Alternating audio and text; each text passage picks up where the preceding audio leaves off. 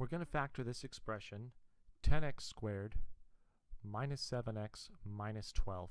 And the thing that makes this expression a little more challenging to factor is that the leading term coefficient is greater than 1, which means that we're looking at this number right here, 10x squared.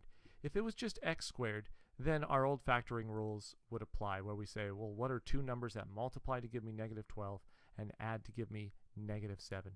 But that's not what we're doing here, because we have 10x squared. So the first step, I need to multiply first term times last term. So that's going to be 10 times negative 12. 10 times negative 12, which gives me negative 120.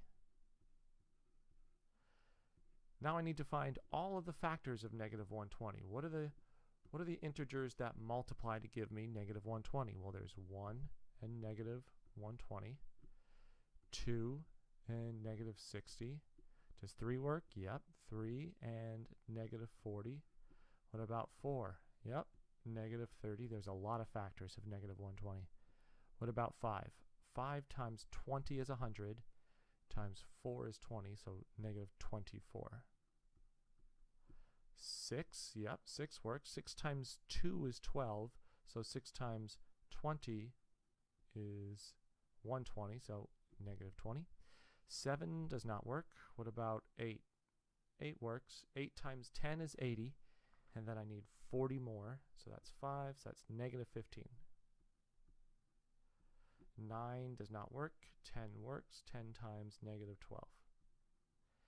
Now I look to see, do any of these add up to negative 7?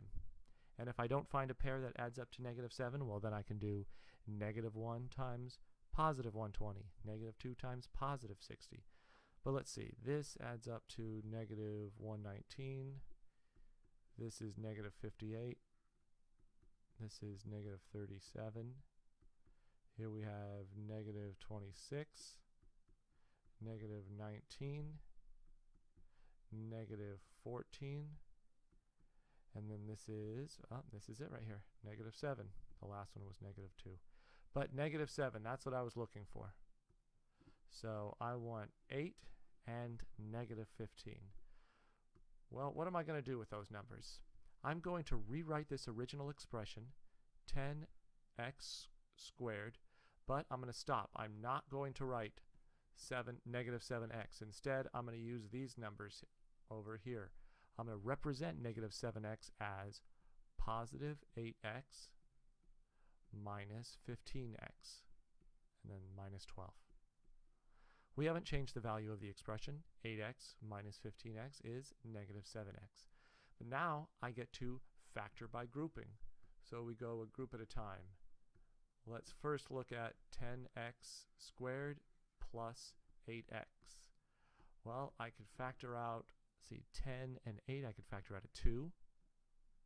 And I have x squared and x to the first, so I could factor out an x to the first. And inside, 2x times what gives me 10x squared? That would be 5x. 2x times 5x is 10x squared. Good. 2x times 4 gives me 8x. All right, so I've factored my first pair. Now let's pick a different color. How about negative 15x and negative 12? Well, I could factor out a negative 3. Negative 3 times 5x is negative 15x. And then to get negative 12, let's see, negative 3 times a positive will be negative, positive 4. Negative 15x minus 12. All right, so now do I have a repeated parenthesis?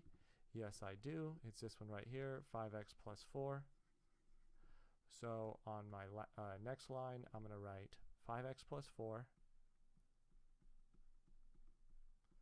And what's going to go in my other parenthesis? This right here, 2x minus 3.